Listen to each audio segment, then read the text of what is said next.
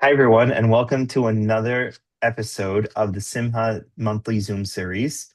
For those of you who are tuning in for the first time and may not know what SIMHA is a mental health referral organization working primarily with the Jewish communities. And our goal is to those of you who are seeking mental health support to connect you with the right mental health professional, whether it be a therapist, a psychologist, a psychiatrist, a nurse practitioner. We are here for you. We want to connect you with them. We have an extensive database of mental health professionals that we have personally interviewed, make sure that all of them are verified by us, and we are, looking forward to helping all those who need it. So that's just a really quick thing about Simha. And today, for our next episode, we have Mrs. Adina Segal, who is a social worker at an organization called Caring Kind. And what she does is, and she'll go into a little bit more, but I'll give you a really brief overview, is a lot of support to individuals and families affected by disease, mainly of dementia, but all the different forms of dementia that come with it. So if you can, Ms. Segal, please introduce yourself and what you do. Thank you, Isaac. So my name is Adina Segal. I'm the Jewish Community Outreach Social Worker at Caring Kind. Caring Kind is an organization that is devoted to helping individuals and families who are impacted by all forms of dementia. We can talk more about what type of, all the forms of dementia. Alzheimer's is the most common, but we really are helping with any sort of cognitive impairment. We have support for caregivers. We have programs for people who are in the early stages of dementia. We are here to provide, we do also provide some training for professionals as well. So that's what brings me here. That's what I do. And it's a non-sectarian agency. I am one of their designated outreach social workers. We actually have two outreach social workers for the Jewish community. Awesome. And so I'm here to help and bring awareness and support to really all Jewish communities, but specifically the Orthodox community and traditional Amazing. Lutheran as well. Amazing. So we're definitely looking forward to hearing, what insight you have to offer. And I want to first start off on one of the points you made, right? When we say dementia, and then you say one of the most common forms of dementia is Alzheimer's, right? From my experience of working with a lot of people and just, hearing around town, they get very intertwined a lot, right? Oh, it's dementia. Oh, it's Alzheimer's, right? There's a lot of overlap. Of course, there's overlap, but a lot of there's. Can you give us more clarity on each one of those and what that means when someone says dementia versus Alzheimer's? And Absolutely. So dementia is a basic umbrella term, and it's basically describing a syndrome that impacts memory, it impacts judgment, it can impact physical functioning, and hmm it can also impact behavior. The most common thing that people mostly think about is memory, but it actually is not only memory. Impaired judgment is also a pretty big hallmark of dementia, and in some forms of dementia, it actually does. Memory is not the first thing that you see as the main symptom. So in that umbrella of dementia, you have Alzheimer's, which is the number one cause of dementia. That's what most people hmm hear about. And that is definitely much more um, a hallmark symptom being, memory loss, confusion, also impaired judgment, and and then it progresses into other symptoms, but that's usually how it initially presents. You hmm have vascular dementia, which comes after that, and that is a dementia that occurs due to what are called transischemic attacks, otherwise known as TIAs or mini strokes. Um, and there it's a little bit different because instead of this sort of like downward trajectory that kind of goes in a straight line, you have a lot of plateaus because it's based on whether has been stroke activity going on in the brain. So, there might be ways to sort of try to keep those plateaus a little bit longer. hmm But the presentation looks a little bit different. You're still going to see memory impairment. You're still going to see impaired judgment. What I also tend to find with clients is you see a lot of apathy, and apathy is hmm is another. It's not quite depression. It can look like depression, but it's also there's no mood symptom involved there. It's just the person Right. can't get up and go and initiate something because that part of the brain is impacted. Um, I have seen that in Alzheimer's as well, but I tend to see that a lot in my vascular clients. Hmm. Um, we So have it's Louis, yeah, that's what I'm saying. So it's really so important. I just wanted to jump in for a moment. It's so important that we understand the different symptoms, as you're saying, because to think, oh, I'm only going to go check it out when they start losing their memory. That you could go a span of maybe years before that happens, and someone can go untreated for dementia without knowing that the symptoms aren't only a memory loss. for sure. Or the memory loss is really minor, and so then why Right. bother? Oh, it's not such a big deal. It happens to be now. There there are more things that are um, on the market to help. We're not Hmm. quite at a cure yet. I think we still have a ways to go, but we do have more medications. We're getting better at identifying and diagnosing. And I do think that's all going to have an impact as time goes on how we get to a cure. Um, Hmm. so that's I guess semi good news. Um, but so we have Alzheimer's, vascular. There's Lewy body dementia, and Lewy body Okay. dementia is a form of dementia that occurs with Parkinson's symptoms. So Hmm. a person with Parkinson's can get dementia. That usually happens years, like many years in the trajectory of the illness. With Lewy body dementia, you have dementia and Parkinson's symptoms happening, if not simultaneously, within I think like the first 5 years of diagnosis of either one. Hmm. So it's a bit different. There also, memory may not be the first symptom. It may be impaired judgment and confusion that you see more. Um, you can see memory also, but it's not as clear cut. Um, and they're also, it may not have as long of a trajectory as Alzheimer's. Alzheimer's, I mean, I like to preface with this discussion actually with saying, like, if you see one person with Alzheimer's, you see one person with Alzheimer's. So, you can't necessarily extrapolate that if this happened to this one person who had Right. Alzheimer's, then, the similar thing is going to happen to somebody else. And you do see that with the course of illness, because the course of illness can really be anywhere from like 5 to 20 years. Oh So, wow. so yeah, That's a. it's a big range. Hmm. But it's not unusual to hear about people who've had it 15, 20 years. But I have also seen cases which have been shorter. So that's also something to keep in mind. With Lewy body, I don't believe the course of illness is quite as long as 20 years, though. Hmm. And then frontotemporal dementia is, I guess, the last of the top five, with the fifth being mixed, but I'll go into that. But frontotemporal dementia is another form of dementia. Also, you're probably not going to see memory first. It is much more, there are two different types. So if people are familiar with Bruce Willis, he actually has a form of Hmm. frontotemporal dementia that's called primary progressive aphasia. And that's where there's incredibly severe difficulties with language. I mean, that's what aphasia is. It's where a person can't express their language, can't receive the language and understand it.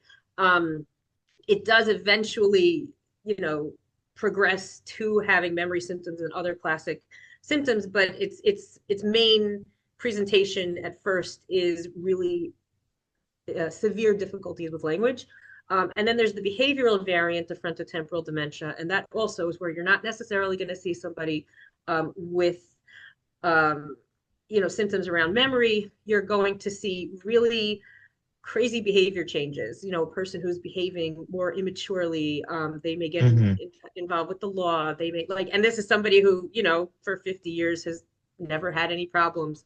Um, it tends to happen to people who are younger, like 40s, 50s, 60s. Really? So That's yeah, so and so interesting. there can, yeah, and there can also be a lot of overlap with the mental health Hmm. systems and a lot of uncertainty about what exactly is going on. A lot of times they can be misdiagnosed with bipolar or something along those lines, and it'll take years before it's teased out and they're actually getting a clear diagnosis that it's actually a neurological condition of Hmm. frontotemporal dementia. Um, so those are the top, I would say, the top ones. as I mentioned, the last one is mixed. It is possible, and I think current research is sort of showing that more people are getting two, may have two different types of dementias at the same time instead of just one. So like Alzheimer's and vascular or Alzheimer's and Lewy body are both pretty common presentations for people. So To be that's another thing. co-occurring at the same time. Yeah. So if they see, like, if they're going to do imaging on the brain, they're going to see Hmm. pathology both for Alzheimer's and either vascular or Lewy body or what have you. Hmm. Got it. So, so with all that being said, and what we see going on around us these days, it seems that there's more prevalence for dementia and its different forms. Um, can we relate that to the idea that, the average age of, someone staying alive has gotten longer and therefore the brain is decomposing, obviously at the same rate it might have done many years ago, but people are just living longer and therefore that, that is a factor? Or is it maybe that, we're living our lifestyles much differently, where whereas, maybe 100 years ago, there was more stimulation in terms of, someone going to work at an older age, where these days, what is commonly seen is that if you get to, like, let's say, the 65 retirement age, where I'm just going to sit, and go watch TV and really just not allow for myself to utilize the brain, where in that case is why dementia might, have more of a reason to kick in. Yeah, I mean, I think it could be a little bit of both. I think also now there's also a lot more, there is more awareness, as much as I may, decry that there isn't enough awareness, there is more awareness. I mean, even when I was a kid, you would hear, oh, that person's senile. And now like Right. senile really is not a term that we use anymore. It's not something, I mean, it was a it was even a medical term. It doesn't really describe very much about what's happening. Um, and so, I think with dementia, it's sort of has been framed in a much more medical kind of view where we can actually see that no, there's something going on in the brain. It's not just that the person's old. There's actually pathology going on there. But I think, yeah, I think long lifespans have contributed to it. We definitely see more people. We see more older people. So Hmm. so we're going to see it. And I mean, definitely the sedentary lifestyle has not helped anybody with anything really. Right. um, Of but course. but I certainly for this it's not going to help. And but I mean I will talk a bit more about I guess things to do when when in terms of prevention and things like that. But I mean one thing that is also really in the literature highlighted very strongly is social isolation is probably one of the worst things that can Mm, happen for a person. So, keeping up socially, keeping your brain stimulated in new and different ways, those are all very, very important things to do. for sure. And yeah, so let's jump into that a little bit more about, how can, people may, get a little bit nervous. How can I prevent this? Maybe it's, there was some genetics in the family where a relative had it, and now I'm a little bit worried about when I start to hit those older ages. Like you said, it could happen even as young as in the 40s, some versions of it. What do we do? What can we, educate our listeners on different things they can do? And of course, medicine will continue to advance and that'll help also. But what are some, lifestyle changes, or even something that they can, maybe a natural supplement, something that they can do to add into their body, that will help I guess, slow down the process of dementia, should it be something that's genetic in their family? Sure. Well, I mean, one thing that a couple of different things have come up, and a lot of these things are kind of wellness things that come up for a lot of different illnesses, not just dementia, happens to be. Hmm. But so diet is one. The Mediterranean diet has been shown to be very helpful with dementia. So, obviously whole grains, fruits and Hmm. vegetables, very sort of like leaner cuts of meat and not not nothing processed is also really Right. important. Physical activity. I think recent research has been showing even something as little as like 3,000 steps a day can make a difference. Um, Hmm. doing things to stimulate your brain. So, and when I'm talking about that, I'm not even talking about even like puzzle books or anything. I've seen there are recommendations, even just to take a different route home. So, Right. instead of going the way you're always going, do a different way because it gets your Hmm. brain stimulated. I Not call using I the call that GPS for everything. right. Uh, I call it taking it off the autopilot. Right. yes, I used to have a definitely. friend who in what he used to do a lot was he used to do things like you're saying. He used to put his watch on army time. This way he would have to think about what time it was instead of like just say, oh, it's 1 o'clock right now. Or he would do things with his left hand as opposed to his right hand. And Right. we called it a different form of mindfulness, but like it sounds like that's what you're saying is the idea of just do things a little bit differently. That the brain does not get used to this pattern of this is what I do at this time, this is what I do at this time, because then you kind of force the brain to work. Yes. It creates new pathways. You're putting new neurons together, just by brushing your teeth with your left hand, or something like Yes. that. So that's also something that's very important. Keeping up social activities. I mean, keeping, you know, going out with friends. I mean, I think, a lot of Hmm. times people will try to isolate more and especially as they get older and things like that. That is not good for the brain. You For want sure. to be out there. You want to be doing, you want to be going to school. You want to be, doing all sorts of things, and staying active and outside of your house. So Hmm. those are, I mean, those are the first things that come to the top of my head when I'm thinking about Right. preventative activities. And I think they're all awesome because they're all so practical. Like, it doesn't mean I have to go hire a fitness coach to start teaching me this and start, buying into these programs that are going to claim to do this. It's your everyday activities. Just be a little bit more on top of it. Like we said, you're driving home from work, or you're walking home from work, or you're walking through the city or wherever you are. Just do something a little bit different, right? You're Yes, normally used to eating all these kinds of foods that have been shown to not be so healthy. Okay, let's go a little bit healthier. Like they're all practice, super, super practical. And by just going this practical route, we are giving ourselves the ability to live a longer life without, I'm not going to call it not having to worry, but with giving ourselves a less chance of falling into of dementia kicking in and being able to harm us. absolutely. And actually, one thing I also should add, and this is also a plug for Simcha, is also treating depression is also very, very Mm, important. Depression raises, especially geriatric depression, raises the risk of dementia.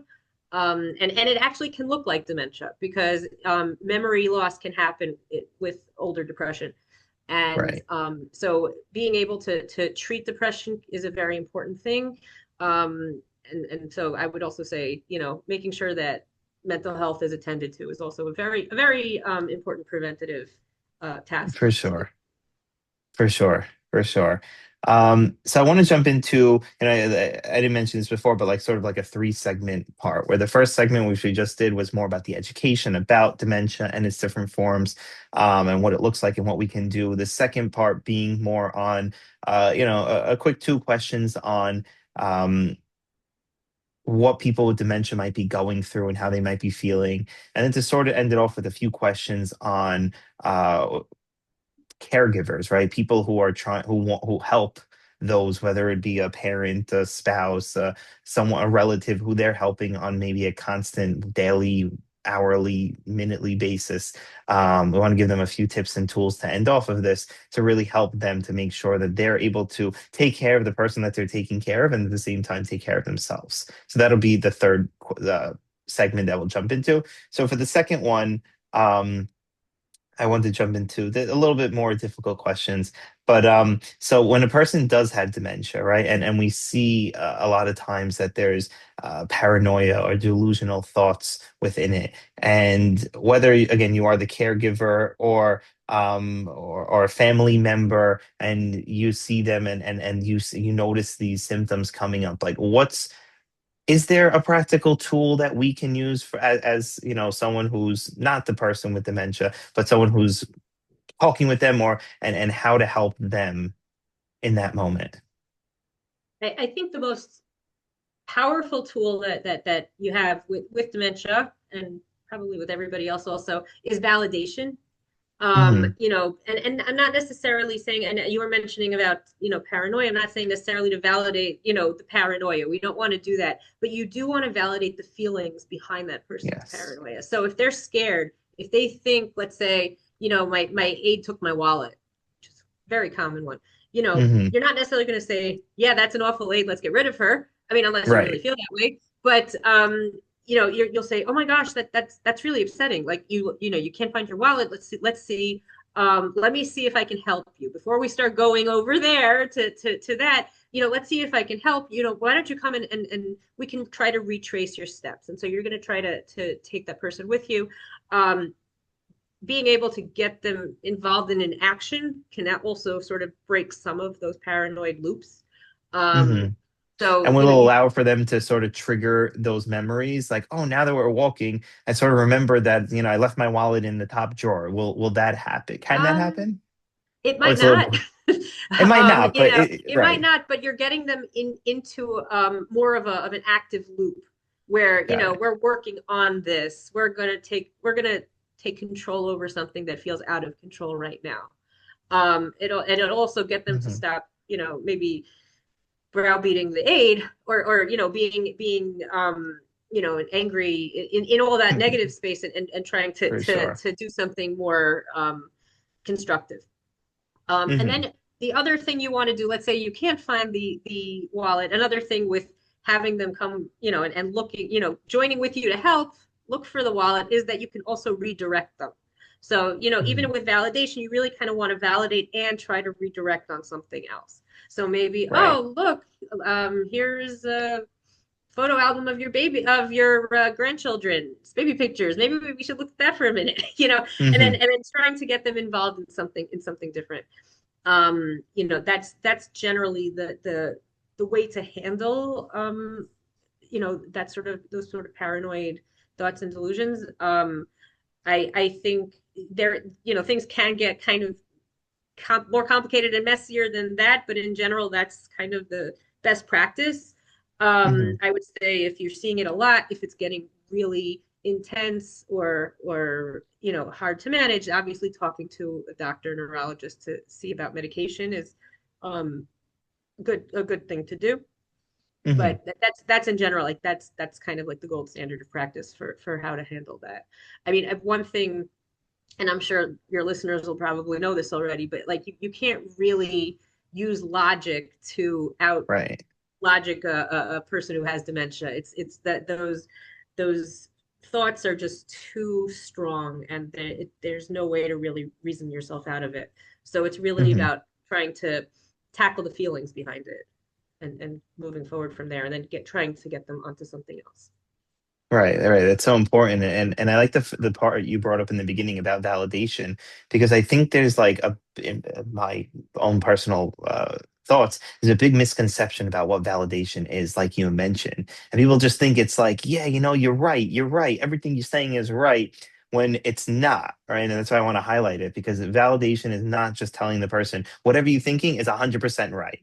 It's more of understanding their feelings and showing them that you hear what that they're feeling something. Oh my God. And this works with adults, this works with kids, it works with everybody in between. Yes. So I think that's such an important tool for people to walk away with. But and at the same time, I think, like you mentioned, another piece I wanted to highlight is that there are limits of what we can do, right? Maybe sometimes validation won't work. Maybe sometimes the redirecting won't work, and we shouldn't feel that we're stuck. Rather, our goal is then to call somebody who can be of a higher support, like you said. Maybe the medication needs a stronger dosage. Maybe they didn't realize they haven't been taking it, so we have to be more on top of making sure they're taking the medication, because of course they may have forgotten that they took the medication, or maybe thought they did, right? There's a lot of these issues that do pop up, so it is so important that I wouldn't call it a first line defense, second line defense, but one of the things that you first want to do if you are in the situation where you're alone and these things are happening is to go the validation and redirection route. And should that not work, then they go then to the higher support Right. route. And I mean, just a couple of other things. I mean, even just trying to come up with an understanding of why certain things happen. I mean that can sometimes be helpful because we may Hmm. think one thing and then it's a totally different thing. Just one instance that has popped into my head is a client that had a spouse who had unfortunately a common delusion that the person was not um, had it wasn't doing having an affair basically. It's a Uh, common one. And they tried to go into their apartment and the spouse didn't let them come in because, oh my gosh, you're having an affair, get right. out of here. They called our helpline and the person on the helpline, were able to coach them. What they ended up doing was they called on the phone. And so the person who had dementia was on the phone, was talking to them, was totally calm. And they went up the elevator and on the phone, because that person was now oriented to who they were, they actually let them in the door Oh, and wow. were fine. So I'm just saying, like, you really never know. It's almost like a mind goblin, it's you never really never know Right. what is really setting a person off. I think it also speaks to, even if you have like, you know, the solution, you always kind of have to be on your feet and realize a lot of this stuff is trial and error. Correct.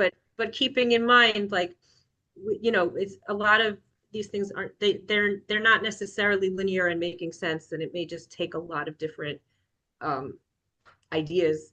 And also that if I can plug, if people do want to talk to a professional about it, they can call our helpline, and we can try to talk them through their difficult situations. I'll give Oh, that but yeah, later that would on. be perfect. We definitely Yeah. want you to share that information. Um, Another question that again is a little bit more on the complicated side before we jump into the self-care is, you may get a couple, getting to their older ages now where both of them may be experiencing dementia. Is there something that we can do on the outside to help them live a little bit more, harmoniously and get along with it? Like you said, you had a case where it didn't sound like the spouse had dementia, but we see Right. how difficult it could be when one, right? And now you have a case where both of them is it, have you guys dealt with this kind of case before, and what's, usually the ways you guys deal with it? I have. I think a lot of it also depends on what's the problem. I mean, sometimes you'll have two people with dementia and they're getting along fine. It Hmm. may sort of be like a coexisting kind of thing where they're doing their own things. And that might be as good as it gets. It may be that because of the dementia and because of the disorientation, they may not always remember who the other person is. Right. I mean, there are situations which I've dealt with, where people have had, like, one of the spouses had to go into assisted living. I think it really depends on the case. I definitely think in any event there absolutely has to be hired help in the house to help in a situation like Sure. that. I don't think it's possible to do it otherwise. And so, but I do think it's kind of um, I would have to know more about what's exactly going on for to really to give a good guidance on it. Right. But again, I think the issue is being flexible to what is instead of what we need. And I think actually it's a great segue into caregiver support, because I can only imagine what the children would be going through in a situation like that. And so Hmm. much of that is, getting the physical care and spaces figured out, but then it's dealing with your own grief and dealing with these changes, which are very, very devastating. Of course. Of course, we can jump into, that question, which I didn't know this term before, and then I looked it up, and I believe it's called ambiguous grief, Mm-hmm. right? That's a common term with dementia. Like, so what does that mean exactly? And as a Sure. caregiver, right, how do we process those feelings? So ambiguous grief, ambiguous loss. It's a term. It was coined by Pauline Boss, who is a psychologist. She has written a lot about dementia, but she actually got her start working with families of soldiers who were missing in action in Vietnam. And she started the coining the term ambiguous loss actually when she was working with those families, because they were dealing with a reality where they didn't know if the person was alive or dead. Right. But they still had to deal with that ambiguity of they're not here, but they could be here. We don't know for sure. It's sort of the exact opposite with dementia, but she ended up working with dementia with families affected by dementia, found the exact opposite, but the same dynamics were at play, because the person is physically here, but emotionally and psychologically, not, well, they're not the same. I don't necessarily like to say that they're Right. not here, but for many caregivers will say they're here but not here. And so Hmm. I will validate that. But so that's sort of what she has found, and it's ambiguous loss is dealing with that, with that ambiguity. I mean, you're dealing with the loss of a relationship, the loss of a person, the loss of the way things used to be. And but at the same time, the person's still here, you're still dealing with that reality. And the way, I'd say the way to deal with it, but the challenge of managing ambiguous loss is really being able to find a way to straddle two different worlds, which is basically the Hmm. world of caregiving is that it's straddling the person's here but not here. It's straddling, I'm a caregiver, but I'm a wife, I'm a child, I'm a, you name it. And so you sort of have to live in I guess more of a compartmentalized kind of existence, in a way where you can sort of let all aspects of your selfhood, of your reality, be able to be expressed, without sort of, having one clamp down on the other. Right, right. I definitely hear that. And it sounds like, a lot of times when it comes to caregivers, they do have the best interest of the person in mind. And like we said, whether it's a child of the client with dementia, or whether it's a spouse, right? They feel that there's this, I want to help. I love them. How could I not want to help them after everything? But what they don't realize, right, a big mental health term is this idea of burnout, right? And caregivers can actually, although I want to help and I am helping, but what they are, what it can be leading to is this idea of burnout, where they're not able to. Maybe they're getting sick for an extended period of time because, they slept there for, 3 days. They barely, slept a wink. A lot of just different things that are going on. So what we like to call in the mental health field, like the hidden signs of burnout, right? Like, because nobody sees it coming. Nobody says, "Oh my God, I'm feeling burnt out." Most of the time, it's I'm burnt out at this point. Where at that point, so what are some of those hidden signs of, we'll call it caregiver burnout in this case, and what's Okay, some practical tools that a caregiver can take away to make sure that they are working on this and making sure they don't get to the stage of burnout. sure. So just some things that I would keep, in mind when thinking about burnout. So, I mean, one thing you're already mentioning, if somebody's getting sick a lot, I think that's already a huge symptom of burnout. Um, Not enjoying things you've always enjoyed, having like no desire to go out, Mhm. and it's. I mean, there's definitely depression is part of it, but it's just a complete lack of interest in really anything. Isolating socially, um just those are the things that I tend to look at when I'm hearing about burnout. I would Mhm. say that the most important thing for a person, I mean, we're always, it almost feels like a broken record in many of my groups, because we're almost like, okay, so what are you doing for yourself? What are you doing to take care of yourself? And self-care can kind of be this Self-care. like, So yeah, yeah, it's and the word of the month sometimes. it is, and I try not to be a parrot about it, but I Hmm. think that it is, and not only that, but certain parts of self care. When we think of self care, a lot of what comes to mind are like, oh, so for a woman, you're going to for a manicure, or you're, getting a massage, or whatever. I mean, it can be, it definitely can be. It doesn't have to be something you're spending a lot of money on.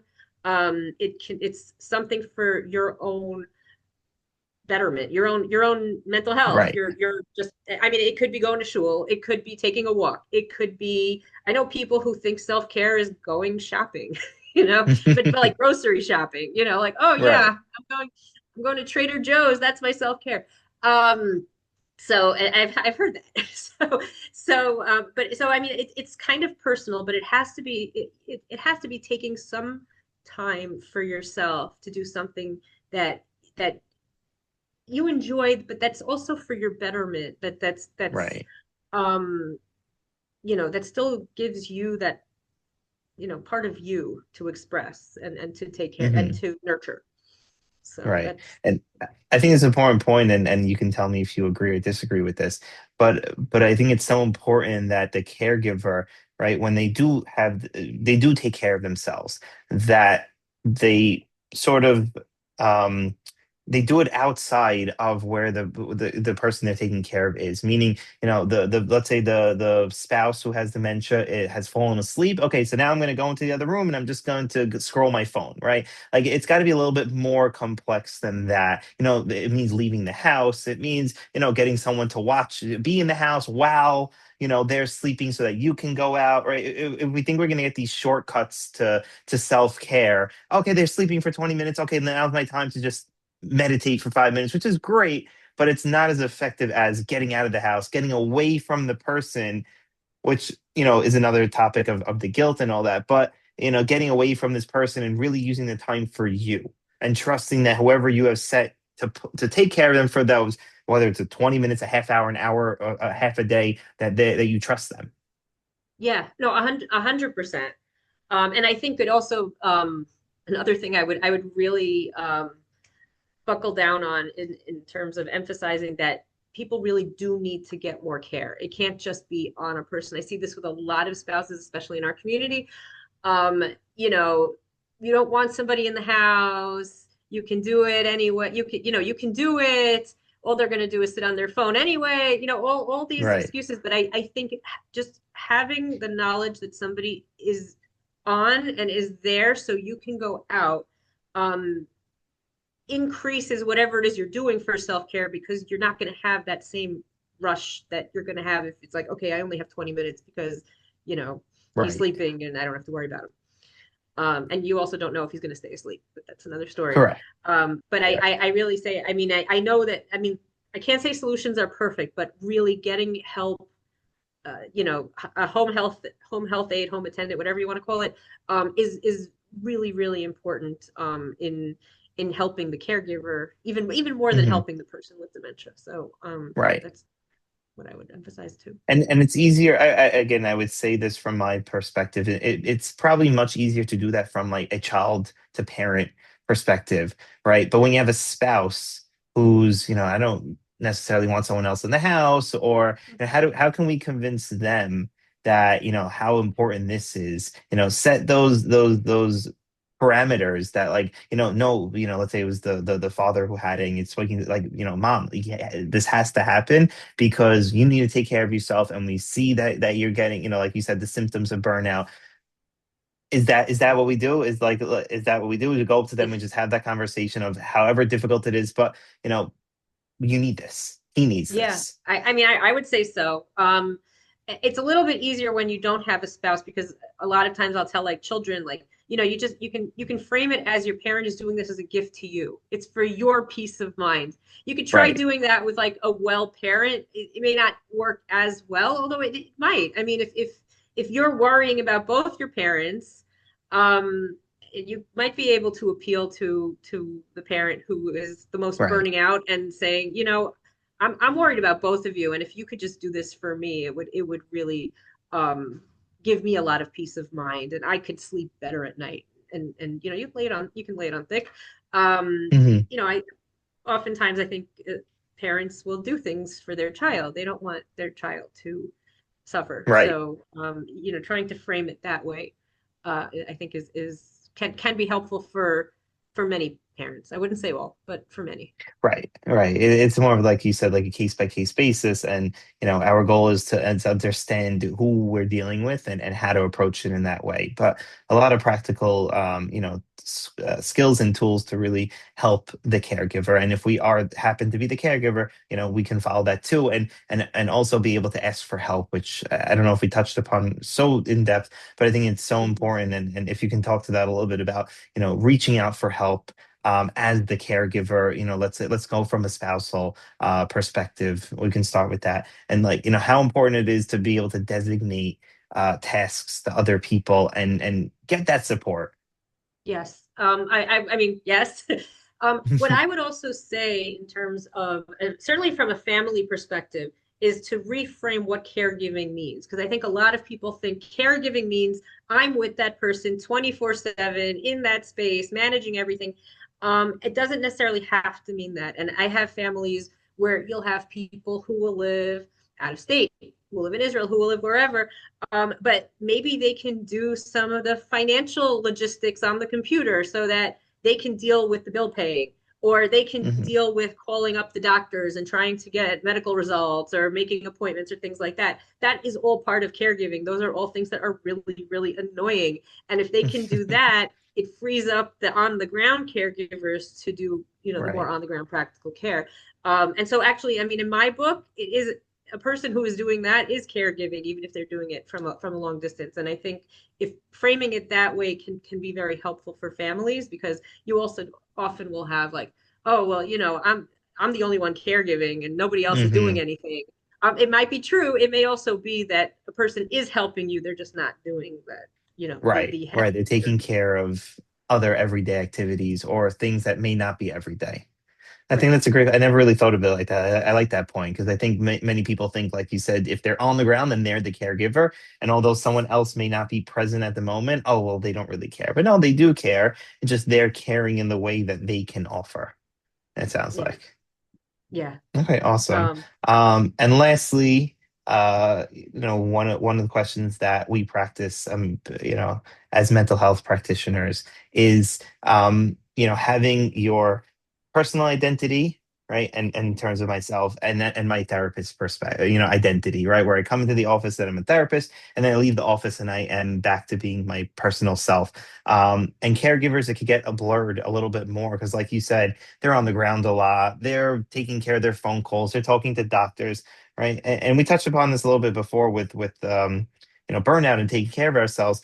But how do we keep? What's some advice to keep that personal identity um, when we are a caregiver as well, and it seems to be consuming our life because we care about this person. We want them to be healthy. Absolutely. So I would say, I mean, definitely getting professional care in place can free up some of that. Thinking about things that you would want to do with your time and doing things that maybe you have done in the past or that you've always wanted to do. Um, but even if not, I would also recommend, and either I mean, I know not everybody's a group person, but I do think support groups are very, very powerful, Hmm. and can really make a big difference for people.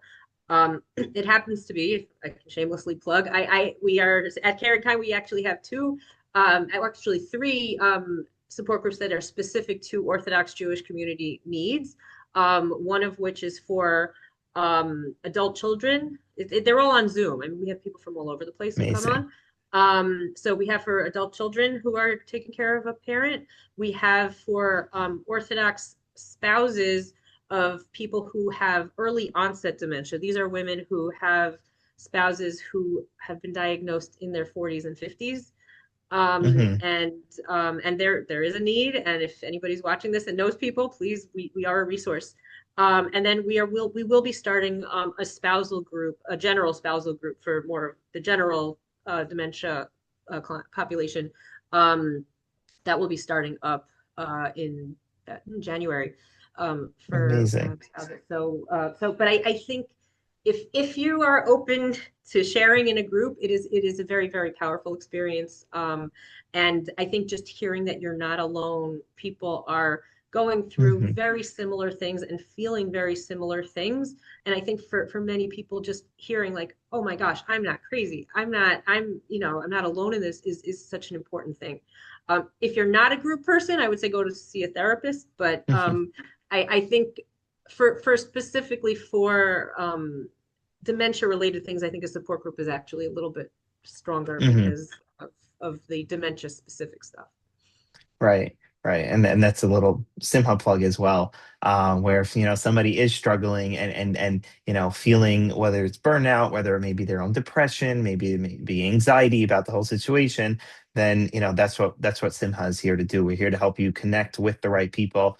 Caring Kind, and the organization is obviously one of them that if people are struggling, we have and of course I'd want you to share the information how they can get in touch with you, but if happens to be that they can't figure out how, then we want to be able to connect them with you as well. So if you do have any questions, still after this, you can call us at Simha. We're happy to connect you, happy to get you with the right therapist. And of course, if support groups, which of course we can all vouch for, they're really, really awesome. Really, they're like, I think, like you're saying, I'll just go a little bit on top of it, is that they're so powerful.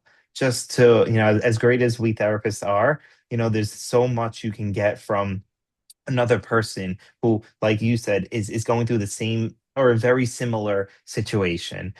We can validate, and it's really helpful, but there's nothing like that person saying, wow, I felt that last week, when I was taking care of the person I was taking care of. And so we really do push it. They're always open. They're always, if you don't mind me asking, are they covered under insurance, free? Oh, oh, everything we do is actually philanthropically funded, so it's free of charge. You don't need Amazing. insurance. Yeah.